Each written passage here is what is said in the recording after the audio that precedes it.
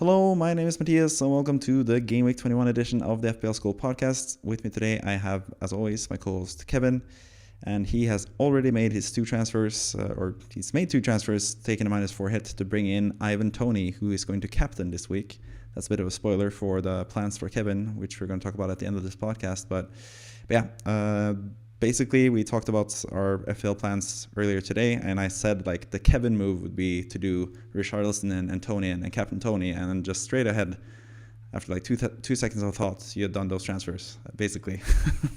So yeah, what went into your thoughts with that when you saw that option? You just pounced on it straight away. Like, how was it such an easy decision for you? Well, for starters, I think the biggest thing was Nkoku getting injured as he did. And it sucks because I am one of his biggest fans. I think he's going to tear up the Premier League once he gets a good run of games. However, when looking at Ivan Toney's next couple of games, which isn't great, I just think he looks super hungry. He scored a hat trick in the reserves game that he played, and I think he's gonna do like a statement game against Nottingham Forest as well. Excuse me, and I think that's sort of what went into my thinking. I think I can wait with the Son move because eventually I might swap him out for someone as well. But for the time being, I felt that he's so much a differential captain, and I'm kind of lacking behind anyways, that it could be just a fun move to do Yeah. whilst I figure out what to do with the Son move and also what the situation is with Erling Haaland, who I definitely will be getting in instead of Julian Alvarez once Haaland is back. Yeah. Apparently, Holland is now back in full training. That's like the latest that he was training fully with City today. So, if we get leaks that Holland might be starting, would you potentially do a -8 to bring in for Alvarez straight away, or would you wait for next week? You think? I think I'd wait a week. Okay, interesting. I think the main reason why I'd wait a week is he's not. It's Newcastle way. Yes, Newcastle kind of suck currently Yeah, and are or rather out of form, but I don't think this is the game where I like go even more minus for him specifically because he's not even a captain choice and yeah, it's not going to be the easiest game for him to shake off the rust. So that's yeah. sort of my thinking behind that. Fair enough. I can sort of back you on that as well, especially now that you brought in Tony and you're planning to captain him. I usually say that you shouldn't really take hits unless it is for a captain, and that's basically what you've done here with Tony. And I really like it, and I'm really envious of you as well, because I've talked about this the past week, that my biggest regret on the wildcard last week was not having Tony, and then obviously having to bench Palmer in these 18 points, which, yeah, we'll get to straight away, actually, because we're going to talk about your team from Game Week 20, and you sort of did the same thing. You benched Palmer, 18 points, and you also benched Areola with his 11 points.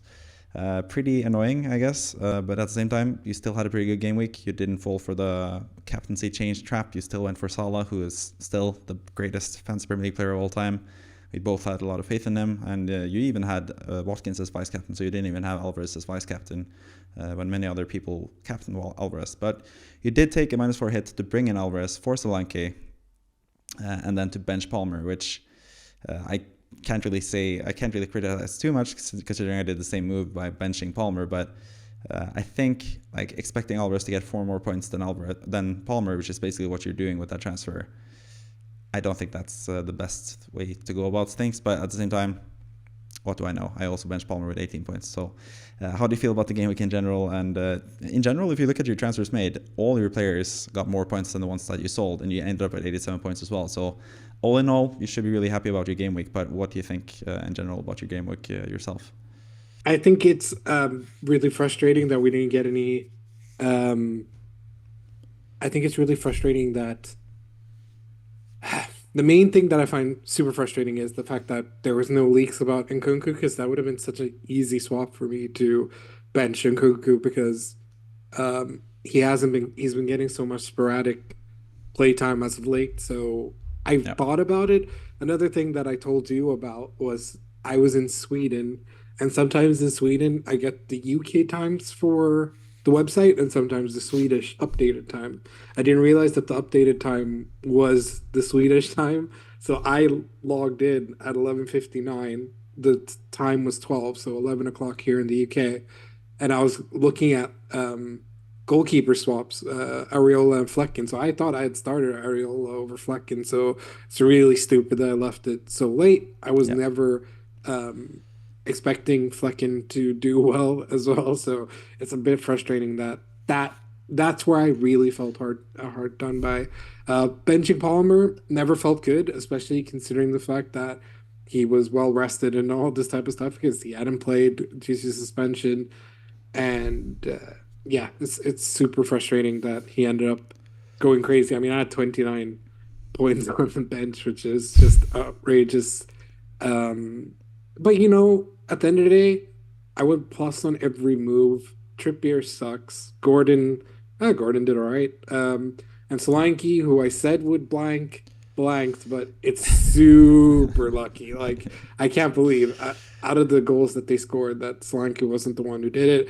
And he had multiple sort of Solanke-esque sort of chances to score as well. So I really got away with it. And the fact that Son, who I kept, scored as well as a nice little send-off before the Asian game. So, yeah, generally speaking, I can't be that unhappy because pretty much everyone that I brought in, well, everyone that I did bring in did something and something useful.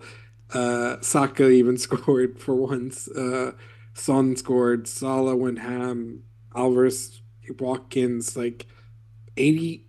At the end of the day, 87 with a -4 is not the worst score. It's just frustrating that I could have easily have had close to 100 points, or had it been had it been optimal, it would have been both Areola and Palmer. But I think had Nkunku started the game, there's no chance. I not to discredit Palmer, but I don't think Palmer gets as much points if Nkunku had started the game because Nkunku is a very touch-heavy player. He likes to have the ball a lot, whilst Palmer likes that too. And I think in a scenario when Nkunku's fit and Palmer's fit, Nkunku's going to be the one who gets the sort of 18-point haul over. God damn it! As the Palmer, as the lights go out. As the lights go out, it didn't even give me a warning this time. Yeah, I think generally speaking, this sort of explosion wouldn't happen. But that being said, for next week, Nkunku's out, and obviously I brought in Ivan Toney, and I have Palmer starting. I hope he does 18 points again. Yeah, it's true. Well, maybe not if you don't have him as captain. Maybe you're actually better off if he doesn't score that many points. That might actually be the case for you. But yeah, I think you actually would have had so you'd have 17 points if you had benched Nkunku rather than Palmer extra, and then you would have had 9 more points if you had started Areola or Flecken. So you could have had 113 points actually if you had started those two players, which is kind of crazy. That would have been enough, or close to enough, at least like on the total score would have been enough to be manager of the week as well. But sadly, that's not for you this week. But maybe some other week. I was really close last week, 2 weeks ago, maybe 19. I think your brother has actually been manager of the week one time as well. We're still waiting for either of us three founding members of the FPL Scope podcast to be manager of the week, but maybe sometime soon. But we'll get to manager of the week pretty soon. But first, we're going to talk about Kimo's team. He is also the third founding member of the FPL Scope podcast, and he did 0 transfers, pretty opposite of what you did. He also started Palmer, which is not what you did, and he also captained Alvarez rather than Salah, which is not what you did. So he sort of did like the opposite of you in every instance. He also started Areola as well, but ended up with the same amount of points basically without the -4 though. So 87 points from Kimo, pretty good score from him, but he has quite a lot of issues now going forward with Chimikas out for basically forever because Robertson's going to be back by the time he's back from injury. Aged is already gone to the African Cup of Nations. He's out. Salah and Son likewise. Well, Son to the Asian Cup, Salah to African Cup of Nations. So yeah, he has a couple of issues going forward with his team, but at least he saved the transfers and now has 2 free transfers for next week. But you're smiling, so there's something you have on your mind, I guess. that he didn't captain Salah. The Egyptian guy Yeah. who didn't Look, I know I went crazy to bring in a bunch of City assets and stuff like that, but I warned him. I told him, and we have the screenshot and everything. I Right. told him Alvarez will score, but not Hull.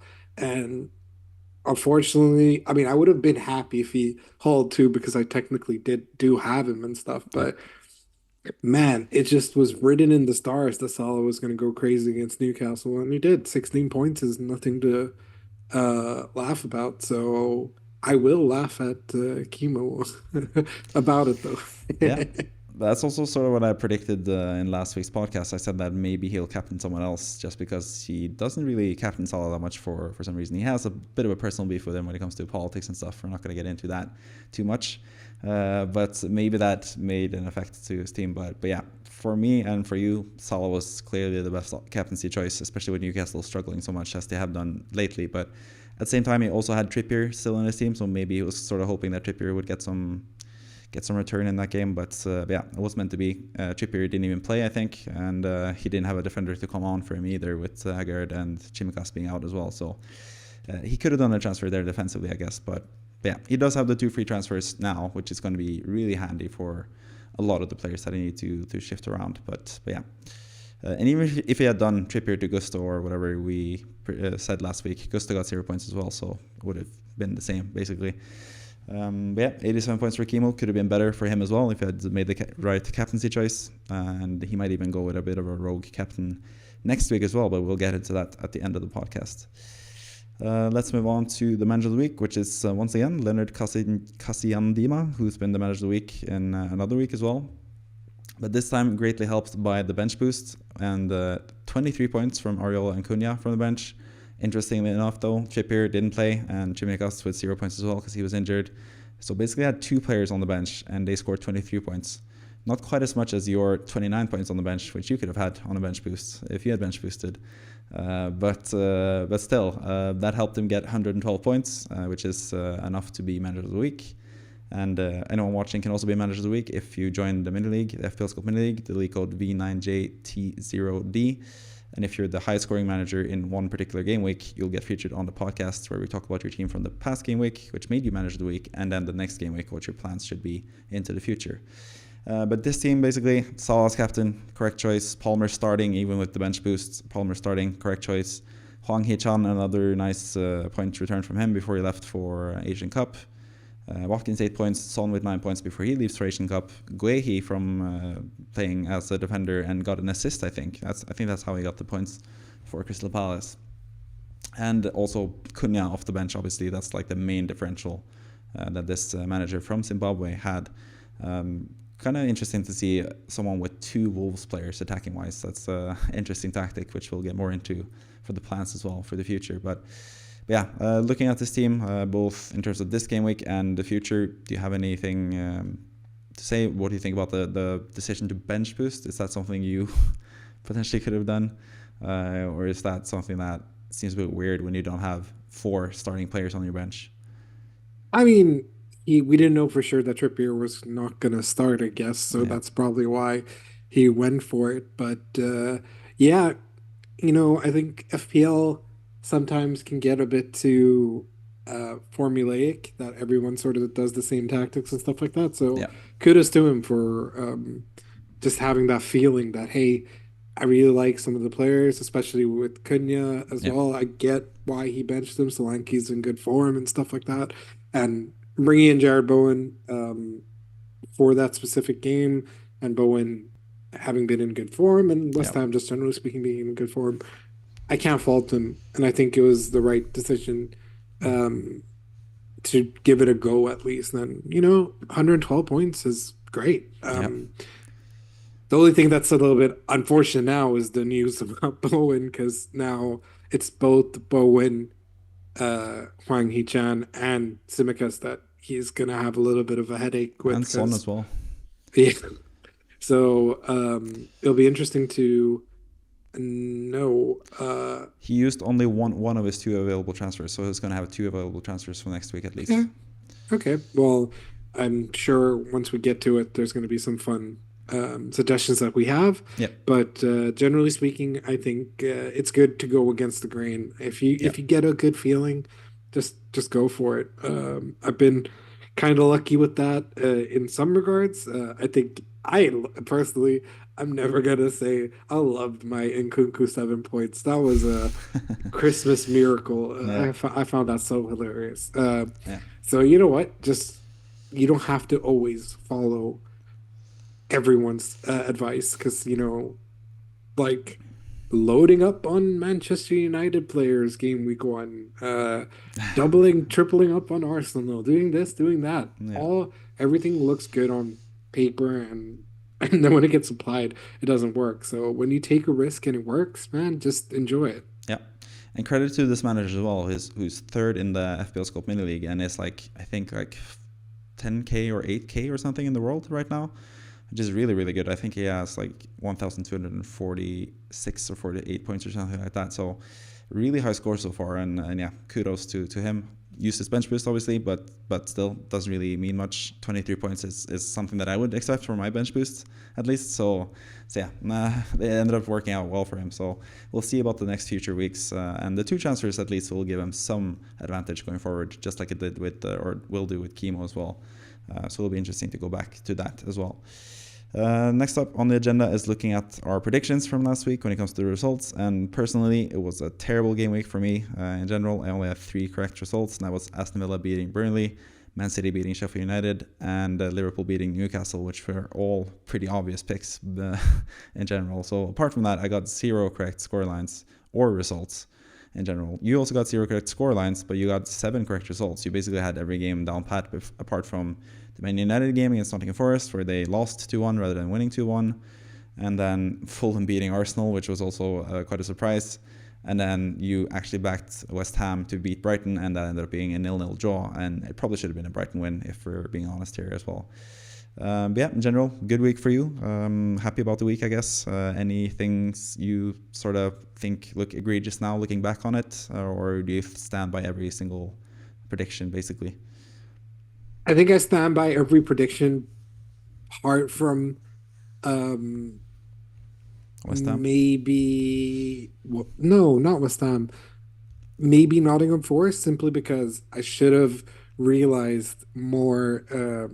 I think I alluded to the fact that I did the whole Alanga storyline, but I really should have gone with it. I think Nuno's done such an incredible job so far, and I should have backed them a little bit. Manchester United are sort of out of sorts, while Nottingham Forest are a bit on the bounce because, I mean, beating what Newcastle and Manchester United in close weeks, like that's pretty decent results, and especially considering the fact that it's under a new manager as well. Yep. I think one of the other weird ones is Fulham Arsenal. Yeah. I can't believe Arteta and Arsenal are collapsing the way they are. They're just inviting Liverpool and City to fight over it again and just have the cycle repeat. I think you jokingly wrote to me that Declan Rice should have joined a bigger club, and Jokingly. maybe. That's what we were saying to him. Should have joined a bigger club. Yeah, City should have really have gone for him, I guess. Yeah, I mean, if City had brought him in, they would have been champions already. So yeah, they're lost, I guess. Uh, I guess they need him for the 10 games that Rodri gets suspended for, because Rodri can't keep himself in check. And also, it seems like they don't have money. Anyways, Yeah. I can't. Yeah, they couldn't afford him. Apparently, I mean, they can spend like what 60 million, 70 million on Calvin Phillips or whatever. Anyways, Nunez and Phillips put together is more than Rice, I think. So yeah. Wild. But generally speaking, yeah, I'm pretty happy with the results. Obviously, I'm not happy that Wolves ended up beating Everton, but I figured they would, and they absolutely destroyed us as well. So yeah, I have no idea why. Crazy. Yeah, I don't think it should have been a 3-0 game, but it was one of those like sort of like what happened when we beat Brighton. It just completely ran away from Everton. They came close, but Calvert-Lewin, for God's sake, needs to just get his shit together. Like, he is such a capable player when he is in good form, but when he's not, he is Darwin Nunez levels of useless. So, and both players are quality. So I expect bigger things from him. And now that the suspension has been appealed and successfully appealed Yeah. against Crystal Palace from the um, FA Cup game, so it's looking better. It's looking a lot better, and I hope Everton can bounce back. But generally speaking, very happy with the stuff. Um, Spurs Bournemouth. I had a feeling Spurs would win, but you were so adamant that Areola and the boys would do well. And hilariously, I think they would have had Solanke put away his chances, but Yeah. I think it's always going to be down to big misses that will cause that. Yeah, I think that game could have gone either way, really, because yeah, we know from Spurs as well they don't really need that many chances to score either, apart from Richarlison sometimes. But yeah, with Son in the team, they can always pounce and score those goals, and Bournemouth just weren't at it in front of goal basically. But I think that game easily could have been a Bournemouth win, and it could have been a Spurs win. That's basically what I said I think last week as well. I had 2-2 because I just couldn't decide where I wanted to go with this fixture, but yeah, Spurs ended up winning that match as well. So yeah, that's one of my other flaws from this game week, I guess. I had so many wrong results, but hopefully I can bounce back this week with my predictions for game week 21. And yeah, there's a lot of matches spread out over a long period of time, so it's going to be kind of difficult to predict what's going to happen in Brighton Wolves, which is going to be happening 12 days from when we're recording this, which is quite a long time. It's going to be a really long game week as well. Which is in some ways interesting and in some ways kind of infuriating, but at least throughout this game week we'll also get the African Cup of Nations and Asian Cup and all those types of tournaments as well to fill in the gaps for the football.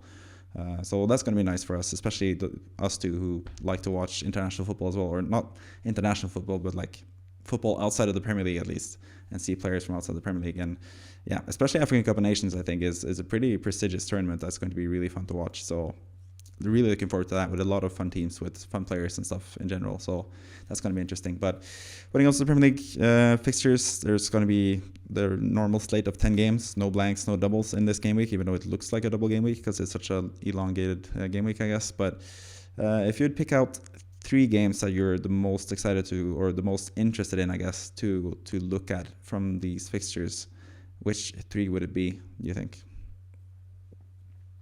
I think honestly, just because I brought him in, Ivan Toney and Brentford, Yeah. because they've lost Wissa now to AFCON, I believe, Yeah. and Unless he's they injured. brought him. He might be Yeah, injured as well, but yeah. and obviously Brian and was gone, but Ivan Toney is going to be taking everything, free kicks, penalties, everything, everything. So Neil Mopai, bye bye. It's going to be really interesting to see how Ivan Toney does in his first game back. I think Newcastle Man City, obviously, if there's any inkling of Holland or just how the game will go, generally speaking, because if City wins this game and Newcastle loses it, complete momentum shifts for both clubs. I think Newcastle want to be back in the Europa League, Champions League spots again. I think Champions League is a bit of a stretch, but Europa League is definitely within their, wheelhouse. But City, if they win this, they start their whole "we're going to win the league" Yeah. crazy streak. So I think that's going to be really fun to watch.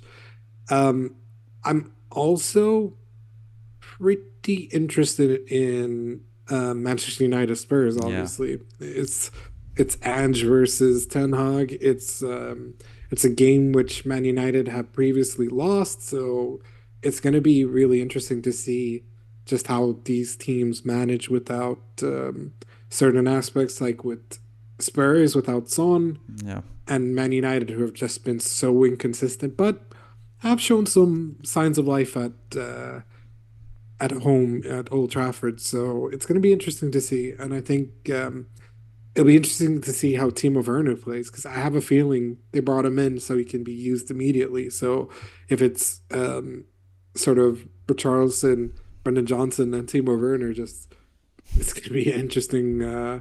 sort of lineup, and of course, obviously Kulusevski as well. So yeah, I'm quite excited. I think I've also not enjoyed the League Cup, FA Cup matches, so I'm quite excited to.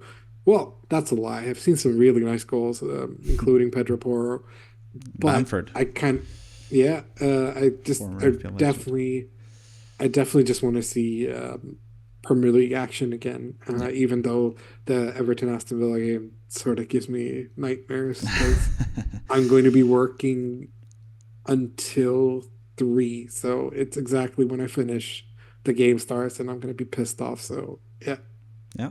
And yeah, that's before I come, because I'm actually going to London next week. You know that, obviously, but guys watching will not be knowing that. So we're actually going to see the Saturday 20th of January and 21st of January games. 22nd of January I'll be going back to Norway, so we won't be able to see the Brighton Wolves game together, but the 4 games in that weekend at least we'll see, which is going to be really fun as well, going to London. But yeah, I agree with you, especially with the Man United Spurs fixture. I'm really excited to see that game in general.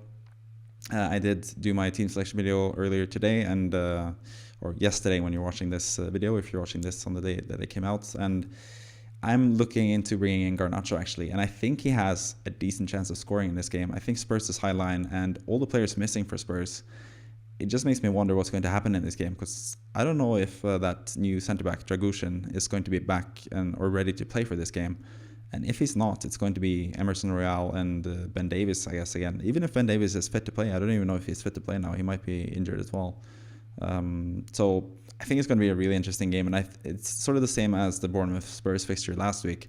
I can't really see where it's going to go. I can't really predict who's going to win the game. I think if I had to choose, I would go like you and choose Spurs to win 2-1 over Man United. But yeah, I've gone with a 2-2 draw in that game, which yeah, I think it could go either way basically. Just to go through all the games quickly, the Burnley-Luton game, which is, I guess, the least interesting game this game week, I should say, which is also the first game of this game week because it got moved from the Monday to the Friday because of some replays in the FA Cup and stuff. We've gone with different results there. You've gone with a 1-0 or 2-0 Burnley win, and I've got a 1-0 Luton win because I just feel like Luton are in a better moment currently than Burnley. Don't really have to talk too much about the games. I'm just going to go through the scores pretty quickly. Chelsea-Fulham, we have the same result, 2-1 for Chelsea.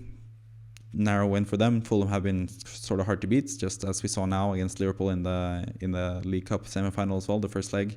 They had the lead against Liverpool, but lost 2-1 in the end. Going to be probably a pretty similar game. Newcastle Man City, we both have a 3-1 win for Man City. Again, business as usual for Man City. I think it could even be more, I think, in this game.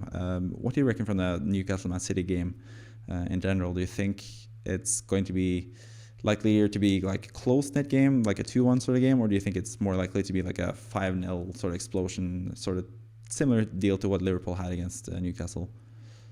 I don't think it's going to be that simply because they're playing on home. I say that as if Nottingham Forest didn't absolutely batter them 3-1, but I think the difference is Isak is looking more like himself and is scoring again, which is great. Love me some Isak, and did well in the Tyneside derby against Sutherland. Absolutely battered them with the brace. But I think it's going to be one of those like tightly contested games, but then City just run away with it. I haven't been fully convinced by City's play as of late, but I think Phil Foden has looked really good lately, and I think that's going to be sort of the catalyst. I think Alvarez has looked all right as well, so I think it's going to end up being a tightly contested but eventually comfortable win for City. Yeah. I don't think it's gonna be like 3-0 and then Newcastle score consolation. I think it could be like 1-0, 1-1, 2-1, 3-1, like that. Yeah. I can sort of see that happening as well. But I think it's a slight chance of just like a complete thrashing, because I think Man City are just on the verge of turning into full gear now and just like being that dominant team, especially with Kevin De Bruyne back.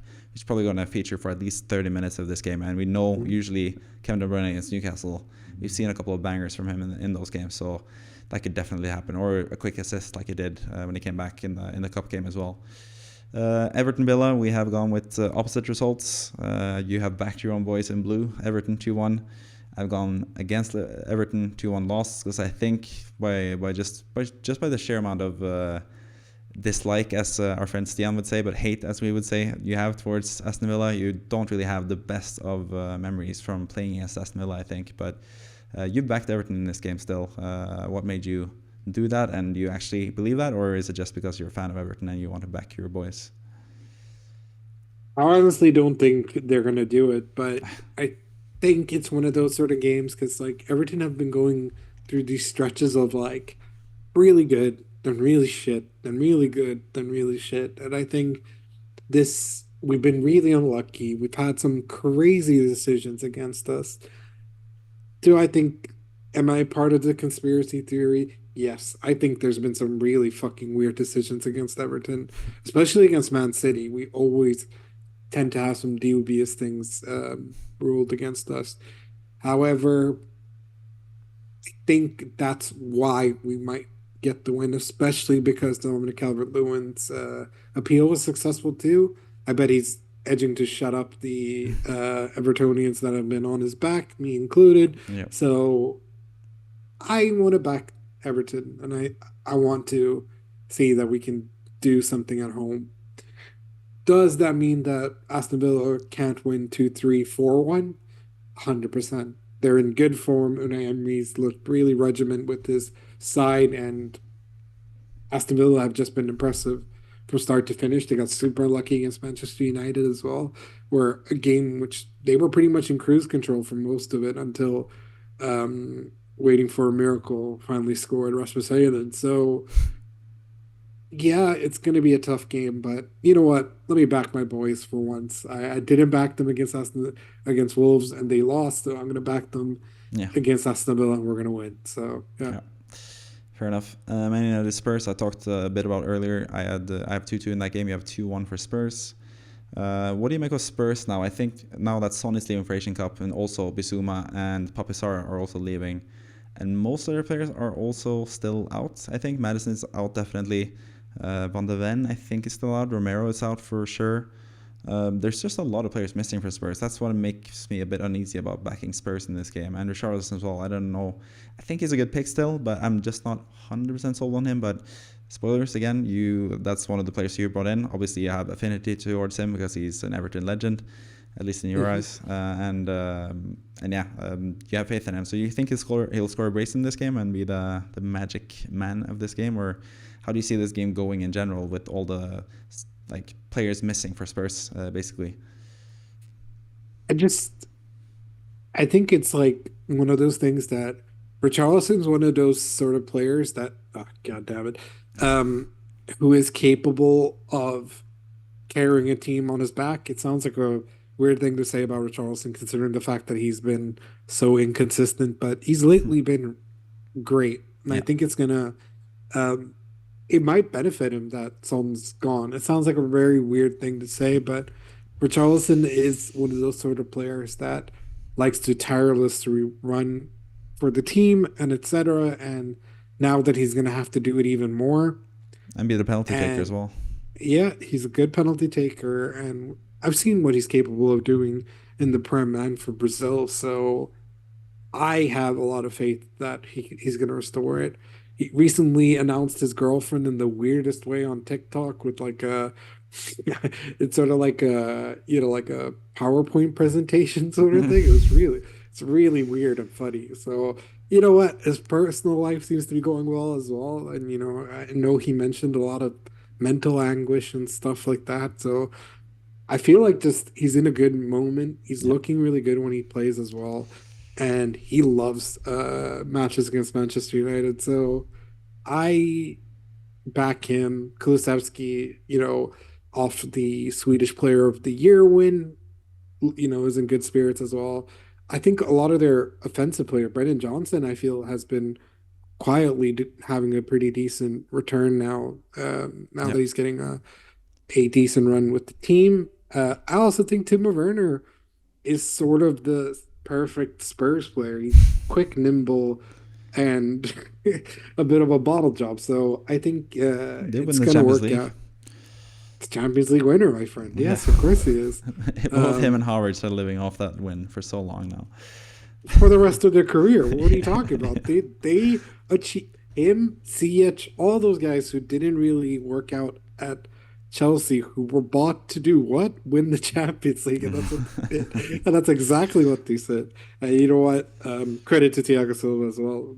Yeah, The one thing he slight had credit to him as failed to well. win, got to do it at such an advanced stage. What a legend! But regardless, I think Ange is just the right manager for them. And despite all the sort of things going backwards for them in terms of Romero, in terms of Van de Ven, James Madison, he's still been picking up the results. I mean, to say that he's only, what is it, a point behind Arsenal, or is it even closer now? Like, are they on the same points? Haven't checked the table in a while, but yeah, I am very uh, I admire Ange's style of player management, and I think he's handled Richarlison specifically very well. Unlike Conte, that stupid motherfucker who just did not treat him well and would throw him under the bus the first opportunity he got and stuff like that. Like credit to Ange. It's a shame it's Spurs. I still pissed off that Richarlison went to Spurs out of all the clubs he could have joined in the Prem. But uh, yeah, I mean, you're 1 point behind Arsenal Yeah. after everything, and Arsenal was the club that was going on to win the league. And I mean, I've heard so many Arsenal fans talk so much shit after beating City in the game with the crazy ass deflection. Oh, Declan Rice, but was that the Declan Rice goal? I don't even remember at this point, but No, I wasn't. I classic think. classic Spurs, Arsenal both bottling, and now are within a point away from each other. And that's another thing. If they beat Man United as well, Man United are getting further and further away from the European spots. So it's going to be interesting. I think it's just going to be interesting nonetheless. But Yeah. yeah, I got to back Richarlison. Got to back my boy. Yeah. And Kulusevski, man, Sweden. True. Speaking of Arsenal, though, that's also the next game on the tablet as well, and yeah, we both backed them to win this game. I have 3-0 for Arsenal. You have 3-1. I think this is going to Hmm. be like their final, because they have actually had like decent like underlying numbers and actually have been like the aggressors in most of these matches as well. Yeah. Fulham match maybe notwithstanding, I think they were pretty poor against Fulham, but they should have beaten West Ham for sure, and they should have beaten Liverpool in the cup now as well. I think compared to like what we saw from chances and just general play. And I think this is finally the week that it's going to all come to fruition for them, and they're actually going to get their money's worth, I guess.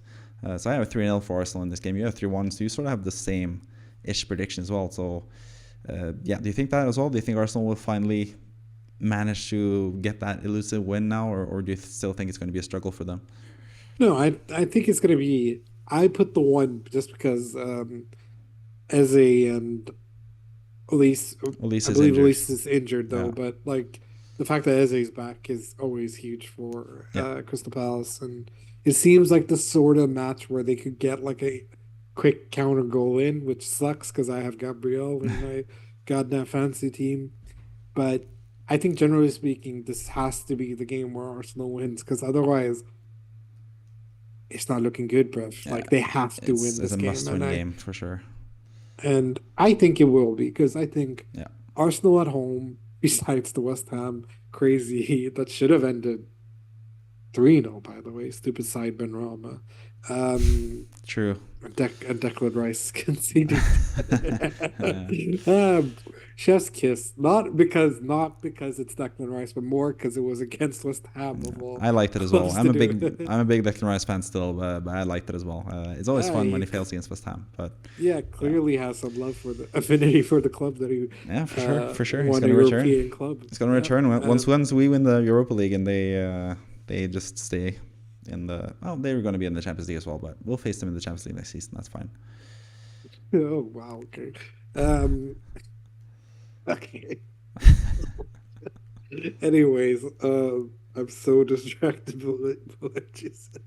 Anyways, I mean, you guys could win the Europa League, and that would be insane if Moyes wins back to back. Yeah, And then if you win the Champions League, it's a trifecta. But it's gonna do what anyways, Mourinho couldn't do. oi, calma. Anyways, no, why am I saying calma? I don't give a shit. Um, I just think that this is the sort of game where Saka could finally get some love because Hmm. I think he's not exploded in the way that I was expecting him to, and I still rate him and stuff, but he's a little bit of a little bitch sometimes as well. Like I don't like he's starting to do this sort of like young Cristiano moves, like every tackle he gets, he's just like ref, and he does all this. Oh man, Yeah, not a fan. He used to be the type of guy who like goes down on a tackle, is quiet, gets up, and tries to do it. Now it's every time anything happens to him. Yeah, man. I think Saka's gonna play really well. If Trossard plays, I think they'll win. I think Trossard should be getting more minutes on the yeah, pitch. I think Martinelli's been super inconsistent. I think Jesus has been consistent, so he can sort of play the false nine position if he has to. Eddie and yeah. Ketia, man. Oh, brother, this guy has not had the best run of games, and Havertz is, Jesus, he's, as they say, had he been Tupac shooter, he'd still be alive. Champions League goal scorer, final goal scorer, Kai Havertz is just super inconsistent as well. So yeah, it's a bit frustrating, but it feels like the perfect game to get all these sort of guys back and running, and I think they will. I think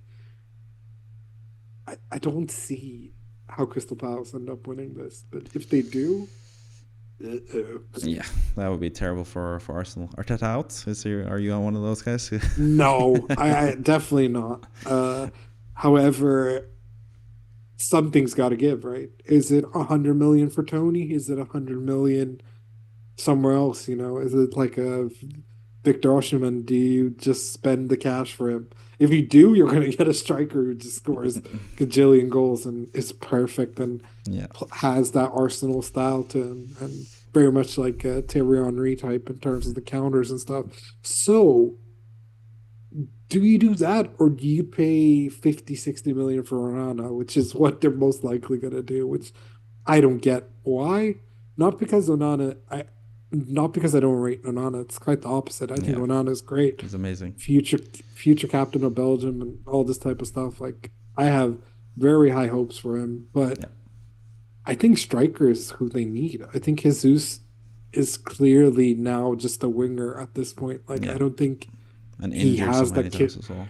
injured too much, doesn't have the killer instinct that he showed when he first came to the Prem, and clearly isn't Brazil's number nine anymore to the point where Richarlison playing over him. So, Embarrassing. and that is quite embarrassing considering the fact that Richarlison was in such bad form and still would get picked over him Yeah, and still would perform for Brazil, to be fair. So, fuck you and fuck it's the wrong Antonio. Gabriel. It should be Who, Gabigol. Gabriel Barbosa should be the striker for Brazil. who was the play? Oh, yeah, That's Pedri was the one who didn't know who Gab. It's completely irrelevant, but he got shown a picture of him. He's like, "Oh, what's his name? That guy who wins stuff." Yeah, Gabagool. Yeah, and next game on the agenda is Brentford Nottingham Forest. We touched on it a bit earlier. That's one of the games you're excited about. Toney being back is one of them. You actually had this as a 2-2 draw, just like I have had this as before you realized that Toney is back, and then you changed it to a 3-1 win for Brentford. Hell yeah, Um, Tony hat trick. Let's get. it could happen, and I think he's going to score a brace in that 2-2 draw that I have predicted. But I just think Nuno and Forrest have looked pretty good so far. So I just got to back them a little bit, especially compared to Brentford, who have just been struggling lately. But I think the addition of Ivan Toney will save Brentford from a loss in this game and get them a 2-2 draw, compared to you, who think that Brentford will get a 3-1 win from this. And that could still happen. Tony's going to be a huge, huge boost for them. Especially with Mbuemo and those guys out. So yeah. Any comments apart from Toney hat-trick in this game? I think it's perfectly fair to surmise a draw in that game, especially because considering the fact that I was so high of praise for Nuno. So I think a draw is the more realistic approach and the realistic result. I got to back Tony and my captain, brother. So I think, fuck it. Brentford finally win because Wissa's not playing for them. That's so harsh.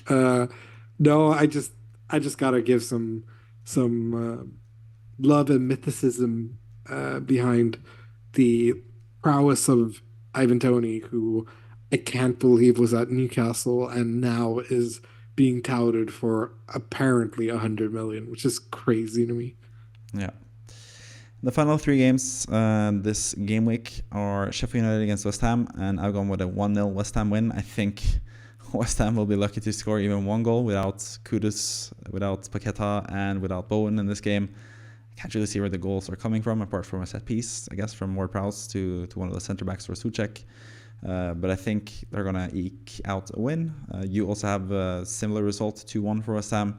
Yes, they could easily score two goals with Ward-Prowse on set pieces. You know, everything can happen in that game. So yeah, I think a one goal win for West Ham seems pretty likely, and that's what we've both gone with. We also have a 1-goal win for Liverpool away to Bournemouth, and we both have 3-2 for Liverpool, which is kind of a not so common score, but I think it sort of makes sense just because Bournemouth are creating so many chances and Liverpool are just a really good offensive team currently. So I think that's an interesting score as well. We'll get back to that game as well before we, after I've summarized the final game as well. Brighton against Wolves. I have it as a 3-2 win for Brighton. I think both these teams are really hard to predict. Two teams that have been really high levels of play in some games and then really low levels of play in other games. We've seen both of them lose kind of crazy matches. Wolves lost to Sheffield United, got Sheffield United their first win of the season against Hecking Bottoms, Sheffield United at that as well. And Brighton have been really up and down, but now that they have Estupiñan back, I'm just going to back them to win the game. I've gone with 3-2 for Brighton. You've gone with 3-0 for Brighton, which is interesting after seeing Wolves destroying Everton 3-0. No idea. I have no idea why I predicted 3-0. I must have thought that there was someone else because I rate Wolves offensively. I mean, they are going to lose João now this game, so yes, maybe that's the big drawback. But they do get Neto back from injury. Yes, but the issue is also that they tend to not do so well at home or away from home. Sorry, and you know Brighton got the first clean sheet of the season, I think, or something crazy like that against West Ham. Yeah, against West Ham away from home. So I'm hoping it just develops that and that Estupiñan scores a hat trick, and I'll be like, well, fair. No, but really nice. I just think that João Pedro has been in really good form as well. Yeah. So it'll be interesting to see how he delivers the goods against Wolves, because I have him in my in one of the family draft leagues, and he's been killing it for me. Yeah. Then just circling back to the Bournemouth-Liverpool game, I think it's also a really interesting game in general, just because Bournemouth have been really good in general. They didn't converted chances against Spurs, but they easily could have won that game as well, and that would have made them basically the form team of the league. But the other form team of the league is Liverpool, and yes, they're playing away, which is usually more tough for them, but still, I think they can get the win here. But 3-2, what made you go into that prediction? And now it's Liverpool without Salah and Liverpool without Trent now as well. How do you think that will affect them? We saw them now against Fulham in the Cup, Carabao Cup. They did get the win in the end, and they do have so many attacking talents, so it doesn't really matter that much that they're two best offensive players, I guess you could say. Even Trent, he's such a special player, you can call him that. Even without those two, they can score goals, and that's what we both predicted. But do you think they will suffer that much or too much with Salah and Trent gone for a couple game weeks now, potentially? Yeah, I think they will suffer, and I think they'll suffer defensively, which someone wouldn't say about Trent, but the thing is, when you have such a good offense, it sort of relaxes it off the defense, and I think attack is the best form of defense is what you usually say, right? Yeah, exactly. So I think it's going to hurt them a little bit, which is why I also back Bournemouth to score a couple goals in this game. They've shown that they can score against anyone except Everton. Um, but I think that's it. I think Klopp. I said to you, I don't know which like, game week 3 or 4 that I thought Liverpool were a dark horse for the league this year, and they're showing it. I mean, they're proving it against a lot of the big teams as well, and getting a draw against Arsenal and beating them in the cup and all this type of stuff. Like, despite losing Salah, I still think they have what it takes to win these sort of games. I think the bigger games, say, like if they were facing I don't know, like a Man City. Man City, Chelsea, like one of those bigger sides with the big stars and stuff like that, they might struggle without Salah because Salah is such a focal point, and Yeah. especially Trent, who just spams crosses like 50 a game. Like I could get an assist. Oh, I think you froze up. So yeah, while Kevin is working his way through his difficulties, I guess we should restart the video when he comes back. And we're back again. Kevin is back from being frozen. Apparently he could hear me, but we couldn't see him talk. We couldn't see him move. But you're back again, Kevin, and you were about to say that you could get an assist for Liverpool as well, I think. I mean, I fucking hate Liverpool, but like if I had the same capacity to do 50 crosses a game like Trent does, I think I could get an assist. But I don't even know what I was trying to say with that. I think the general consensus about what I was trying to say is that Salah and Trent are obviously going to be a big blow for Liverpool, but to say that you have Gakpo, who like inconsistently gets to play, but has flashes of brilliance. Jota, if he stays fit, is one of the best Premier League players. Just in general, flat out. Yeah, he's just one of the best Premier League players. And Luis Diaz, who is quality, and obviously everything that happened with his dad and mom clearly is behind him because he's playing up to the same standard that I expect of him. And Darwin Núñez, who is sometimes Luis Suarez and sometimes think of a shit striker. Nicholas Jackson. Timo Werner. That's mean. No, that's Timo Werner's a Champions League winner. Richarlison. No, he's good. Scoring goals for fun. Shit striker. Danny Ings. Gallant. That's king. I can't think of a shit striker. Calvert-Lewin. Currently. No. Danny Binks. No, but Darwin Núñez is also one of those guys. Like the goal against Burnley was like that is what I expect him to do on a weekly basis, but he can't do it. But without Salah, he might have to. So it'll be interesting to see how they manage without him. But I think they will. Like not to diminish Salah at all. I just think that some of these matches, like this one against Bournemouth, Liverpool should win without Salah and probably will win without Salah. But would I be surprised if Bournemouth eked out a win? Absolutely not. I think the fact that he's been getting Claver in the goal scoring sheet, Sinisterra's looked good. Solanke, obviously player of the month, has been great. Yeah, I could see Bournemouth winning it. It's just that Liverpool have incredibly good luck as of late and tend to edge out some. And I keep writing to you before the game's over. I'm like, yeah, they're gonna win this because I'm so used to Liverpool getting wins because I'm an Everton fan. Of course, it's gonna go against me, and it does. It does on a weekly basis. So yeah, I think Liverpool are just about gonna edge that game.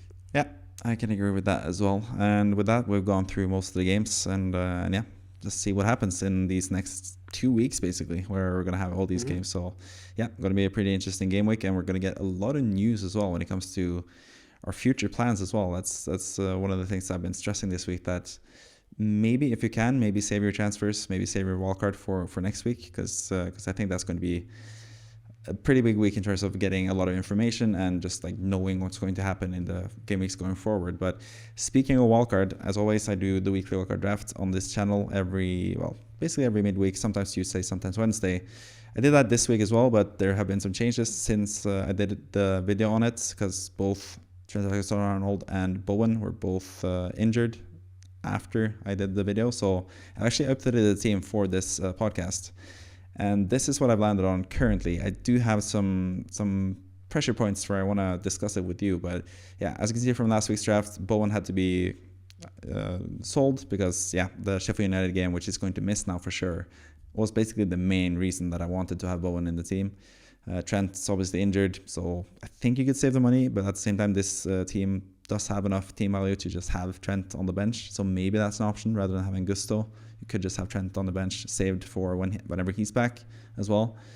Salah obviously sold. If you're on the wildcard, you might as well just get the most out of your money by selling Salah. And then Alvarez is basically just a given when Haaland is back at some point. I think personally, currently, I think Haaland's going to play like the last 30 minutes or so for Man City's game against Newcastle.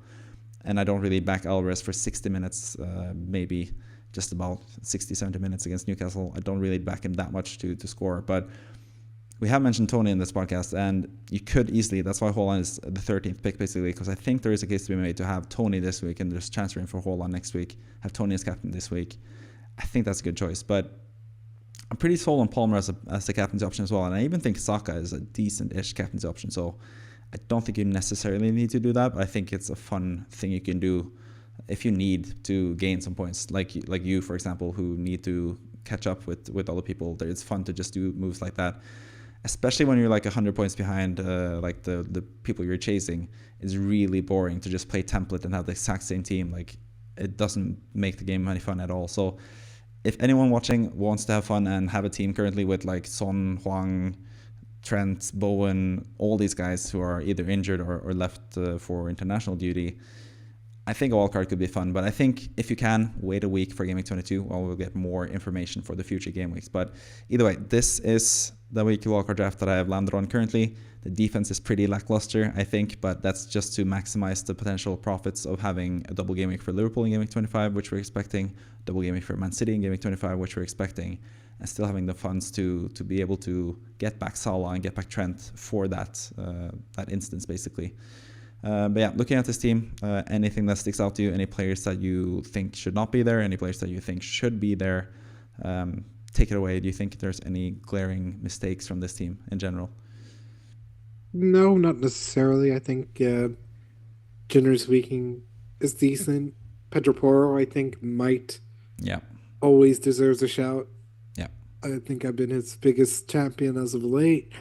Other than that, I think this is sort of as good as it gets. I think Doughty has been one of the sort of players that have impressed me a lot in the last couple of game weeks. I think his left foot is looking a bit noisy. So I think if he wants to be swapped with Mikolenko on a deal, then I'd gladly do it. I love Mikolenko lately, but yeah, I think he has something special about him. So that's a decent shout. Very high at number 6. But fair enough. I just think for the price and for the fact that he's most likely getting a double game week in Game Week 25, Burnley away this game week, Sheffield United at home in Game Week 24. He just has really good matches, really cheap price, and good potential for assists and stuff, like he showed against Chelsea, and decent potential for clean sheets as well. So I just think he's better than Branthwaite and Gusto, and I can't really see any like expensive defenders that I want apart from Trent when he's back. Pedro Porro, like I said, he is also definitely in consideration for this. I think you could easily go from Gusto to Porro and just sell Porro for Trent whenever Trent is back ready to play. You could easily do that, but I think for this game week, looking at Gusto, Fulham at home, decent fixture for him. Gabriel, Crystal Palace at home, decent fixture for him. Doughty, Burnley away, decent fixture for him. Estupiñan, Wolves at home, decent fixture for him. I don't think you really need another defender for these game weeks with this current defense. But yeah, that's pretty much my thoughts for Pedro Porro. You've also been pretty critical always with these weekly wildcard drafts when it comes to my goalkeepers, basically just because of the placement, really. But is there any other goalkeeper combination you would have rather than Dubravka Areola currently, or are you sold now after seeing the 11 points from Areola and 8 points from Dubravka this past week? Do you think that's still the best goalkeeper combination, considering the price that they have, 4.2 for each, really cheap? Or is there some other goalkeeper that sticks out to you? Was someone that I was thinking about. I think this is... Yeah, Arsenal, but I think this lately. is... I mean, I don't trust Arsenal's defensive capabilities, which is why I benched Gabriel against Liverpool. You could actually go with Neto, the former Barcelona goalkeeper. Bournemouth do have some easy fixtures, and they potentially have a double game week as well pretty soon. So you could go with him rather than Dubravka and just have Areola in that game against Sheffield United, and then have Neto from that point onwards. It is a decent option, I guess, as well. Pickford potentially. No, not Not with the current games that are coming up. Yeah, Fulham, yes, but like Spurs, City, and Aston Villa, no, yeah. no, no. Then the midfield is also the interesting part because obviously you brought in Richarlison in your own team, so you could make a case for him. But who would you drop out of this midfield, considering Garnacho is there to have the money enough to get Salah eventually? Looking at Mhm. Palmer, Foden, Saka, Jota, any of those guys you would have dropped for Richarlison, or do you think it's like permissible? It's I think that's fine, but I think Jota's maybe the one I drop Yeah, simply because he's the one who just gets broken after like 2, 3 games. true. He is so extremely injury prone. I don't know if it's because he's trying to make it as a FIFA or EAFC pro or what it is, but it's really unfortunate that he gets injured as often Yeah, as he does because he tends to always be the ultimate pick or ultimate second pick to Salah, especially when they play together. Jota does go ham, yeah. but as we've seen with him this season, he's just constantly injured. So. I guess Richarlison gives somewhat more stability, especially because he is even more sort of pen dependent. But I have a feeling Jota might be the pen taker if with Salah being out. So I don't Jota hate the Jota. Yeah. Who with else would take penalties? some Soboslai, McAllister, Darwin, who's gone 12 for 12. Oh, yeah, that's true. I think Liverpool have But like the best. I don't think Salah should be taking penalties for them either, to be honest. I think they have so uh, many good penalty takers that. that's true. Actually, I completely forgot to have McAllister, who will probably play every game now. But Jota does take penalties, so Yeah, they have a lot of them. could yeah. And also considering if they want to get him back into form, he takes them. But Richarlison will 100% take the penalties for Spurs. So Yeah, fuck you. yeah. I'm gonna back Liverpool in the penalty shootout against Liverpool or against Chelsea in the cup final, most likely. Fair. Yeah, that seems reasonable. Just like 2 years ago, basically. No, But Kepa, no Kepa this time though. So we'll see. Maybe he'll return. But yeah, that's the other thing. I think at least now watching Diogo Jota play 90 minutes again in the cup does not really bode well for him in terms of fixtures in the league. I don't think he can play 90 minutes every game. So yeah, maybe currently if I were to do it now after the game again, now he didn't even get a goal return this time. He did set up both goals for Liverpool. He was like really integral to both goals, but he didn't get any FPL points, or he wouldn't have gotten FPL points if he gotten a goal or an assist anyway, but he wouldn't have gotten any FPL points or point returns in that game. So after looking at that, maybe Richarlison. It's just I really like the potential of the double game week in of game week course. 25 for Jota, and yeah, Richarlison as well is also someone that's going to likely miss the game week 26 fixture, so you don't even get that advantage from having him, and just the fact that whenever Son is back, he is potentially out of the team with Werner, Brendan Johnson, Kulusevski, Madison potentially back soon as well. I just think long term, I don't really rate Richarlison that highly, and short term, I just feel like Diogo Jota has like a higher ceiling, I guess, because if he plays and starts for Liverpool without Salah, I think he could be like the talisman for them offensively and get a lot of points. So that's basically why I have him in the squad. But yeah, I was more sold on him earlier in the week, and as the week has gone along, I've sort of gone a bit away from him, but I still think he's a really good pick. So, but I think Palmer's, Foden, and Saka are the standout options in midfield still. Saka hasn't been the best in terms of form lately in the league in terms of getting points, but his underlying stats have been good, actually the best that they've been ever since he came to the Premier League, and he's usually really like a clinical player as well. So I think for at least the next 2 game weeks, Crystal Palace and Nottingham Forest, it's easy to just hold him and then potentially sell him to make room for Salah at that point. When it comes to strikers as well, I had another slight dilemma. Obviously, I've mentioned the Haaland versus Toney thing here as the final spot. I obviously want Haaland for gaming 22 at least, with Burnley at home. But Solanke versus João Pedro is another sort of matchup that I'm interested in hearing your opinion as well. What do you make of João Pedro going forward? Do you think he's going to play every game? Because the Serbi said lately that that João Pedro was actually more like a board signing, that the Serbi wasn't the one pushing for that signing. And that sort of reflected itself in the playing time for João Pedro at the start of the season, because he was kind of not getting that much playing time, but he's been scoring left and right and been taking a lot of penalties in Europe, at least scoring all of them. Lately, he's been playing a lot in the league. He's having some really nice matches and some really nice moments, some really nice assists as well, and potential assists against West Ham, where he had a couple of nice plays as well. So what do you think when it comes to Solanke versus João Pedro, and João Pedro in general going forward, and Solanke in general going forward as well? Like, what do you think of those two strikers compared to each other and in general? I think Pedro is one of those people who doesn't benefit from having an absolute idiot for manager. So I'm gonna make it clear.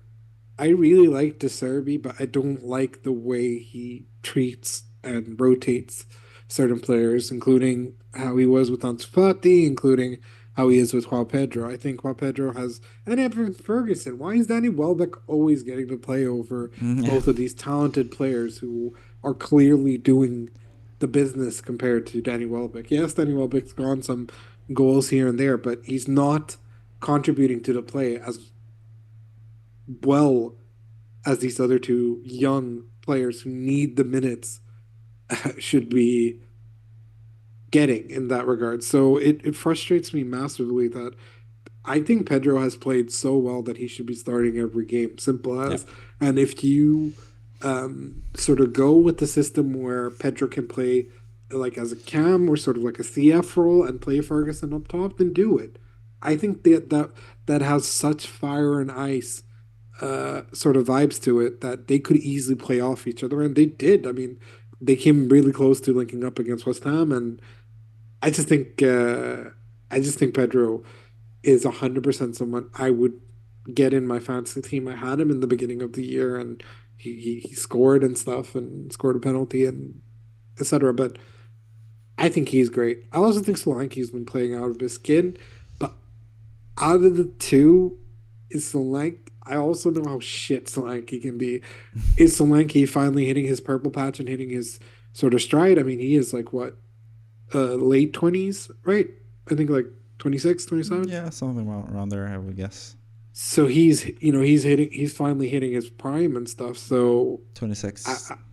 yeah, so I think Solanke's a perfectly good pick. I got rid of him because I didn't like some of the matches that he had with the Spurs game, now Liverpool as well. Yep. And also because who the hell did I bring in? Alvarez. Julian Alvarez. Sheffield United at home. Yeah. So Yep. I think that should really say I think both are good picks. Yeah, I I think. kind of want walk-ins to blank so I can get both. So Yeah, I actually had João Pedro in the original squad in my original video, but once Trent got injured and I had that money to spare, I went for Solanke. So I think personally, that's my advice for you. If you need the money, then you could easily do the downgrade from Solanke to João Pedro. I don't think it's really that worth a transfer, but if you need that exact money to get in someone, then you can do that transfer. Because João Pedro is about 1.5 less than Solanke is, so you save a lot of money from that. I would say this: Solanke's the much safer pick out of the two. Yeah. But if you're looking for someone who can explode and is cheap, then you go for Pedro, because Pedro can easily be the one that you bench in some of the more difficult games because for example, if you had Haaland and Watkins, you just start those two over him anyways. So, but would I? Brighton don't really have Pedro? any tough games, though. That's the thing. They have exactly. really nice run of fixtures until like game week 28. And I have a feeling that Pedro could come into my team because of that. Because I'm sick and tired of Ollie Watkins, to be honest. He's been a troll since 8 points last time. I know. And I had him as my vice captain because I knew that had I got rid of him, he would have performed. And he did, of course. So I don't know. I'm just tired of him. Yeah, he has some tough-ish fixtures as well. Everton away, Newcastle, which who knows what's going to happen with Newcastle once they get more rest. I hope he loses both, but we'll see. And then Man United as well. Sheffield United away is good though, and after that he has some good fixtures as well. So I think Watkins for me, he's number 2 pick for a reason in my squad, especially now after that 2-assist game.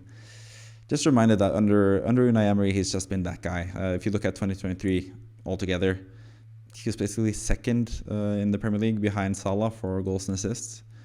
So he's just been so good, consistent in general this season or this year. So yeah, I just back Watkins immensely. But yeah, like you said with Solanke and Pedro, I think you sort of nailed it down there. Solanke is the more safe pick, but João Pedro is the more explosive sort of asset if he gets to the playing time at least.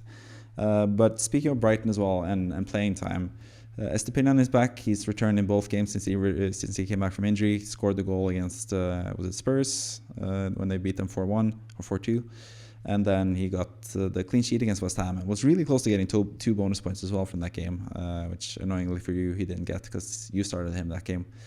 But the thing with Brighton now is that they've just signed a new really talented left back from Boca Juniors, Valentino Barco, is his name, right? You are basically the guy that I check in with new players in the Premier League. I always ask you what's this guy about? Is he any good? And you seem pretty hyped up about Barco in general. He is a left back it's probably going to be a left back. You say that he could play left mid as well potentially, and especially now with Adingra and Mitoma gone for the team for a couple game weeks. Maybe he'll go into that team. He's also really young, so he's probably not going to be like a full-on starter straight away, especially with De Zerbi. Like you've said, you have some issues with him, but Estupiñan lately has been playing more like a left center back since he came back, basically out of necessity. But with Barco coming in, do you think Estupiñan is going to continue to play in this sort of center back-ish role, or do you think it's going to be more left back, or how do you think Barco comes into this in terms of Estupiñan's playing time and not playing time? I think Estupiñan is going to play every game, but in terms of his position. Do you think it's going to affect Estupiñan in any way as an attacking asset? And do you think Barco in his own right could be a good asset if he comes in at like 4.5 as a defender, for example? It's really tough to say about Barco because he can sort of play everywhere, right? He can play left back, he can play left midfield. He's even got to play as a central midfielder and even as a DM as well. So it's he's multifaceted. He has so much potential and stuff like that. It is sort of similar to Marcelo, Real Madrid legend, which fucking hurts for me to say as a Barca fan, but he is greatly talented. But I think the main reason why I'm not 100% sure Barco will start specifically at left back is because Pervis Estupiñan is so good there and stuff. Yep. And I think Premier League compared to Argentina, I hate being that guy who has to say he has to have the transition near and stuff like that. But I have a feeling he's going to be slowly integrated into the team. If it's immediate, awesome. Then I think Barco can be a really interesting pick. However, he's not. The thing that makes him interesting talent and all this type of stuff is he's not the best offensively. So even as an FPL pick, sort of, if that makes sense, because he gets the odd assist here and there, but he's not Pervis Estupiñan. He's not 15 points guy. He is maximum a 9-point game because he got an assist in a clean sheet sort of thing. So it's tough. It's tough to say because of the sort of center back issues that Brighton currently have.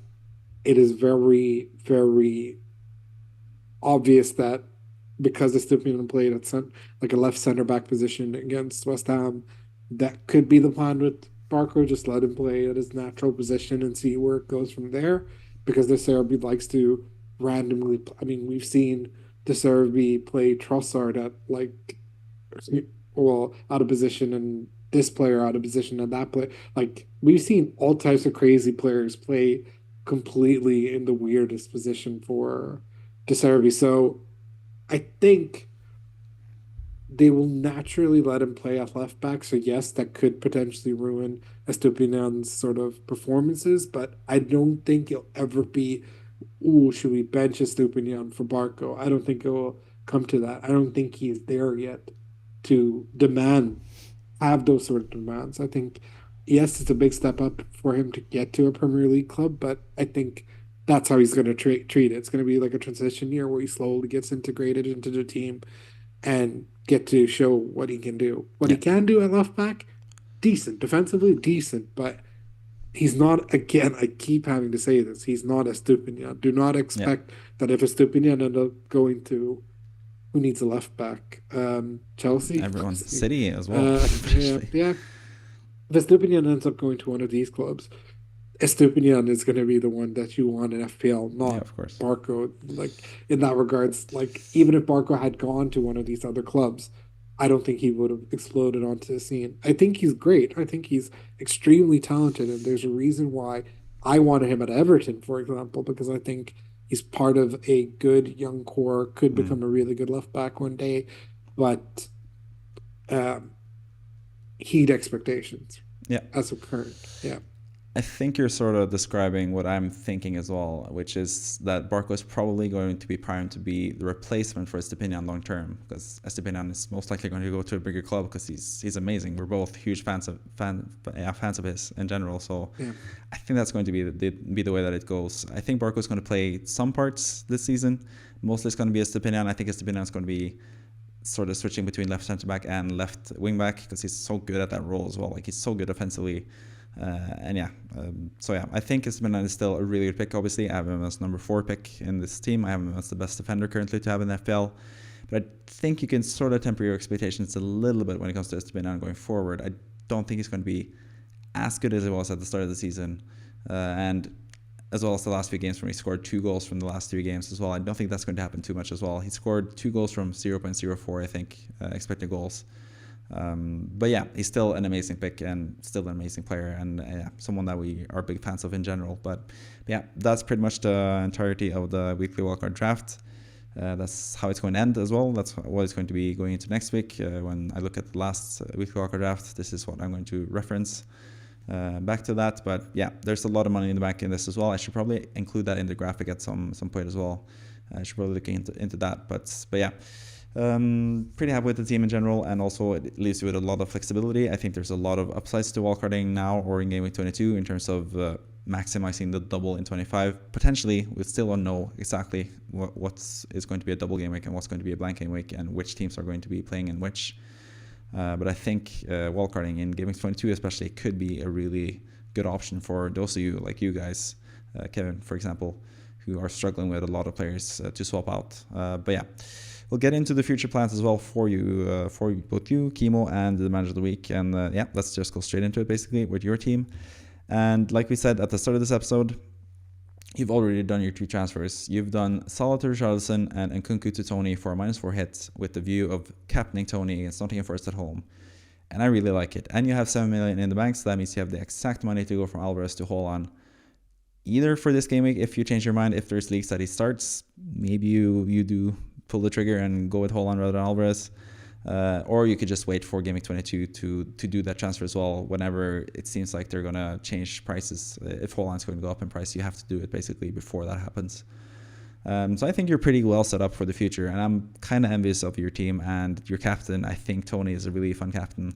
I do think Palmer is also a really good captaincy choice, just in general. But I think Toney is probably what I would lean towards now. As a captaincy, it would be either him or Palmer, but I think now that you brought him in, you definitely should captain Toney. And as someone that really wanted to have him in the wildcarding Game Week 20 and didn't end up doing that, I'm pretty envious of your team. So how are you feeling about your team for this game week and also beyond? You've talked a little bit about potentially using an early wildcard. Is that something that you're still planning on, or do you think the look of your team is starting to get good enough for you to just keep it as it is and save your wildcard for like Game Week 30, Game Week 31, where most people are going to use it? Yeah, I feel like I can just sort of scrape by and stuff like that, unless I hear significant things like Watkins is out, Saka's out. Like that would Yeah. be the only thing that I think at this point would trigger it, or if everyone doesn't perform and I get angry. That's the only way I can see myself Yeah. wild carding. Classic Kev. So for me, I think this is a decent setup. I think Watkins can do decently against us. I think Alvarez could score a penalty if especially if Holland doesn't start. Yeah. And even if Alvarez is Holland and because Holland's starting, even better than like I feel like my team is unstoppable at that point. So I really liked Toney against Nottingham Forest. I feel like it's such a Toney game to go crazy in. Palmer against Fulham, I think could go well. Yes, Palmer did some shitty actions against Barrow, including missing from like 3 centimeters away from goal. So I reckon he's going to have a revenge game. Foden's in great form. I think, again, this could be Saka's sort of match to get back. I think Richarlison and Porro are very dependent on each other in terms of points and stuff. So it'll be an interesting game. So I'm very happy with my team. Yeah. I mean, I'm happy with my team because I got 80 points last week. Like, I shouldn't be unhappy. I think it's just unlucky that I benched Palmer for Nkunku virtually and Flecken for Areola, but that's not going to happen again. So Yeah. Flecken's always just going to default be my goal. I might just swap Flecken for someone else just so I don't accidentally start Flecken again. Piece of shit. He should be so much better than what he is because I saw him in the Bundesliga, thought he was great, and Yeah. I've not been impressed by him at all at the Prem. Yeah. But generally speaking, 7 million in the bank. So if I have to pull the trigger, I will. But Salah out and Nkunku out, 2 players who wouldn't play, for 2 players who definitely will play and most likely start the games unless Yeah. between the week something happens. I'll be so pissed off. So yeah, I think my team's fine. I don't think there's really that much to Yeah, I mean talk about. Spurs play this weekend, so that's probably going to be fine for Richarlison, and then Toney. Yeah, but it's Tony's the big one, which Yeah, but Tony's not going to play in any. He's not going to play in the cup either because he's going to be banned at that point still. So he's not going to be Yeah. injured in the cup game and then Yeah. be out. So I think both of them are safe basically. Yeah. But yeah, I really like your team. You did mention Flecken, who is now your joint second longest running player on your team, alongside Areola and a certain Nuno Tavares, who just can't seem to let go of that third bench spot for you. He's basically been stuck there ever since you brought him in on the Game Week 4 wildcard, which is kind of crazy. But you've always had other players to put out, and same with this Game Week as well, I guess. But how long? You said you were going to swap out Flecken at some point, but how long do you think Tavares will be able to sneak his way onto your third bench spot in your team? Tavares is 100% just going to stay in my team because Simicas and Son are more of a pressing problem than him, in my opinion. So at least Simicas can be swapped to Gusto or something, or Yeah. some other useless defender. So yeah, yeah. No, I'm going to keep Flecken for a while, especially if Tony's back. Like I said, best defense is a good offense. So I think Toney being back is going to change the match picture, just generally speaking, for Brentford. It's going to be like a Fernando Torres level of crazy transfer. I think Toney will last until the summer for Brentford, and that will completely change their season as well. If he leaves, they're in big trouble. Even if they get 100 million to sort it out, I don't know who they're going to really replace Ivan Toney with. So it'll be interesting. Yeah. Yeah, like I said, sort of this segment as well.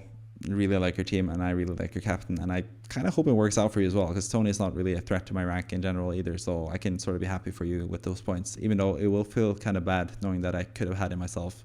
But at the same time, at least you have him. At least one of us will be able to enjoy the fruits of his labor, I guess. But yeah, interested to see what's going to happen with you in this upcoming game week, and I'm also interested to see what's going to happen with Kimo and his plans for this game week.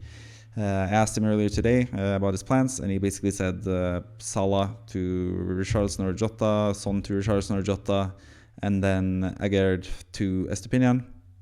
It's basically his plans. He has 2 free transfers, 2.9 million in the bank. So I think also by downgrading Salah and Son, he'd obviously have enough money to go from Alvarez to Haaland as well next game week, so I don't think that would be a problem. I think from his transfer plans, I think the one thing that I would sort of change is Agard rather than Tsimikas, because I think Agard long-term could potentially play games for West Ham once he's back from international break or from the African Cup of Nations. And Tsimikas is just not going to play for the rest of the season. So I think, especially with Agard being cheaper than Tsimikas as well, he'll have more money earned from selling Tsimikas. I would rather sell Tsimikas than Agard, but that's a really small detail to his transfers. But when it comes to bringing in Jota and Richarlison, I don't really mind it. I do think Foden is better than both of them as the future assets, so I think I would go with Foden instead.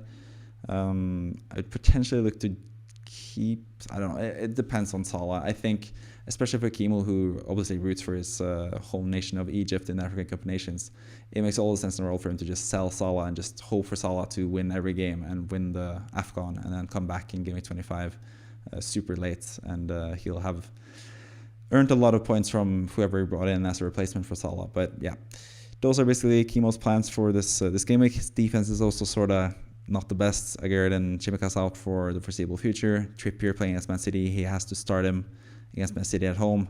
Not ideal. I think Trippier is back for this game. It seems like he's going to be back fit. But yeah, his defense is not looking the best. But he has a lot of issues in his team with Salah and Son leaving as well. So yeah.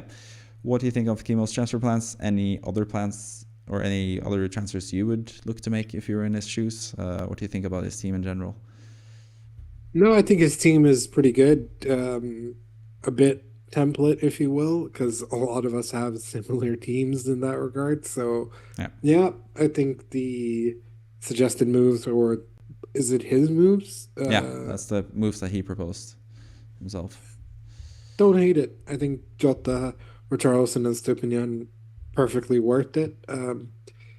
And I think it addresses some of the obviously blaring issues because he has a lot of players who are out, etc. So yeah, I think those are the right moves, and he should, I assume, have enough for Alvarez to, if we get news that he's starting, and I mean, Salah to Jota alone should be more than enough to do it, and then Son to Richarlison's even more money saved. So yeah, he has more than enough to do that, and probably enough to do that and have money to do Trippier to Trent eventually as well.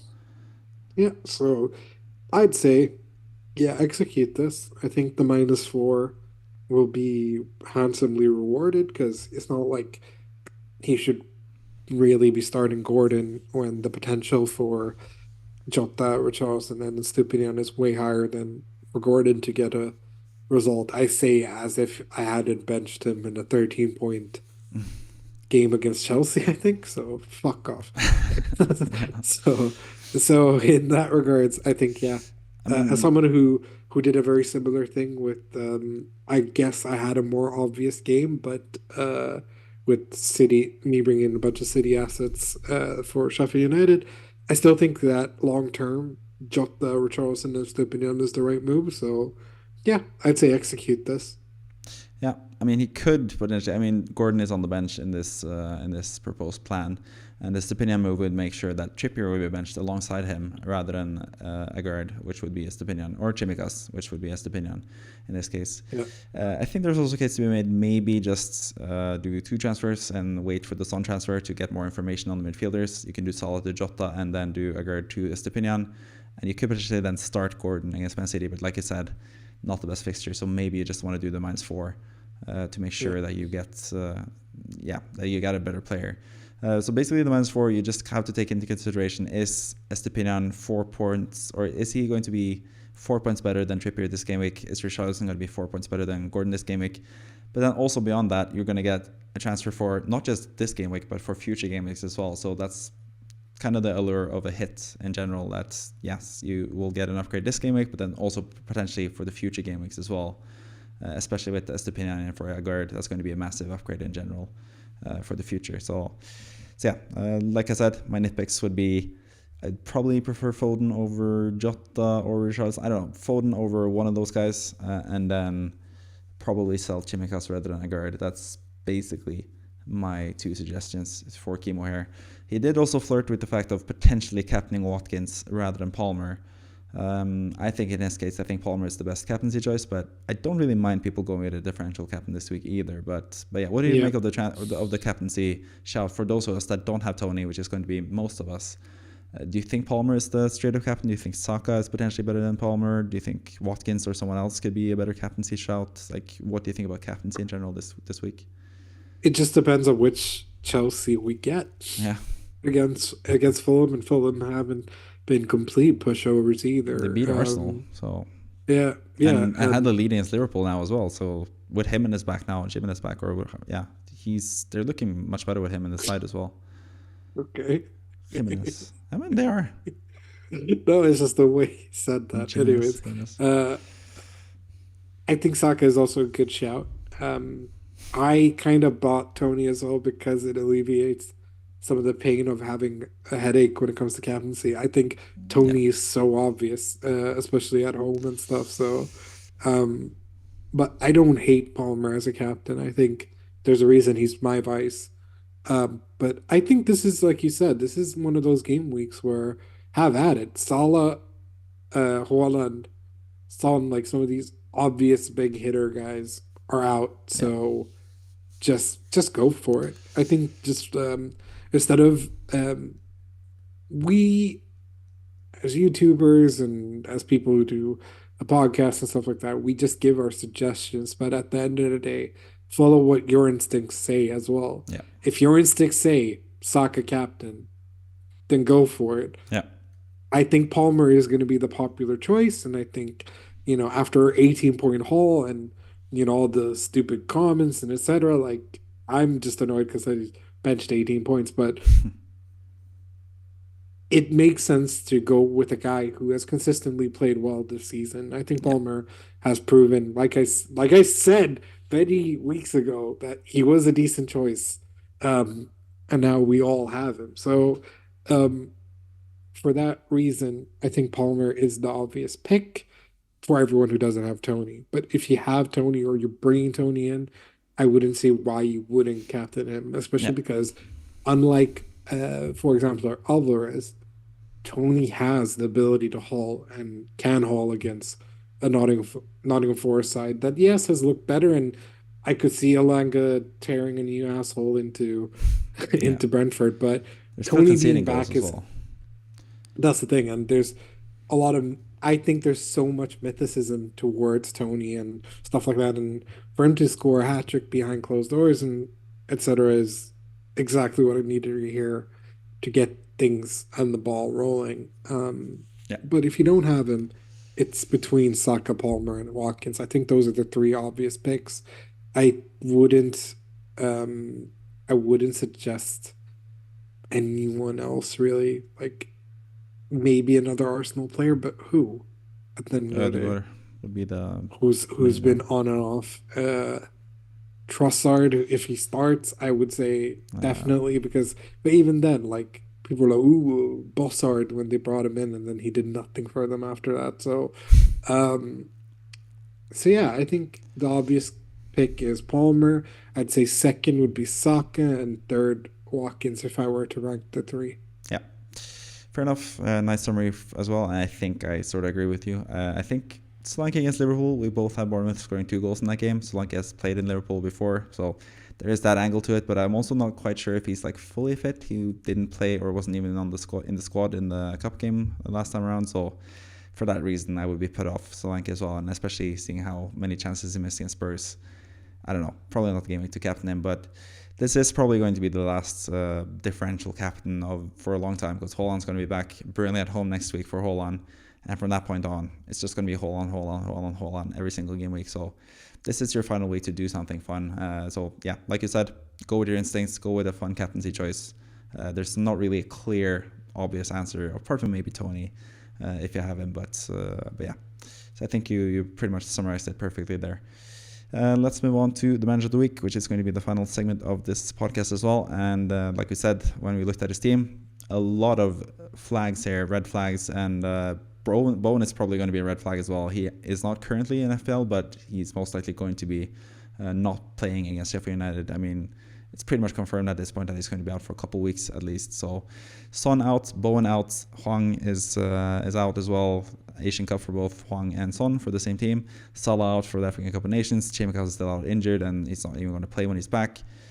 A lot of issues with this team, but thankfully 4.9 million in the bank, 2 free transfers, and some easy sales there as well. And I think with so many red flags and so many players that you have to get rid of, basically the whole midfield, apart from Palmer, you have to get rid of.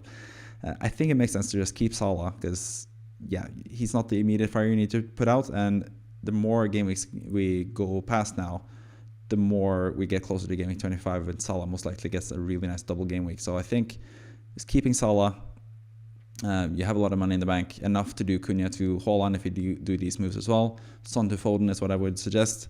Bowen to someone cheap, so you can afford Haaland still and potentially also Trent at some point. Neto is who I've actually put forward here just because he seems to love Wolverhampton players with Cunha and Hwang Hee-chan, so maybe he just wants to keep that up, having Neto as well. I think Neto is a decent shout in general. I think it's going to be an interesting pick going forward. And then Chimikas to Doughty as well, like we mentioned earlier. You could do Chimikas to Estupiñan, of course, as well. That's probably what you should do. I don't even think I thought about Estupiñan. I just figured everyone had him in his team already. But probably Chimikas to Estupiñan as the final transfer here. So Son to Foden, Bowen to Neto, and Chimikas to Estupiñan. Do you back that plan, or do you think there's something else you could potentially do with this team? Any other pressing issues? The defense isn't the best. Trippier and Guehi with tough matches. What do you reckon? Wildcard. Just kidding. Yeah, but wildcard, it is a legit opportunity for this team with so many red flags. Yeah. I mean, it is one suggestion, but I think if you just stick to what you said, and then getting in Haaland for sure against Burnley, then the team's looking fine.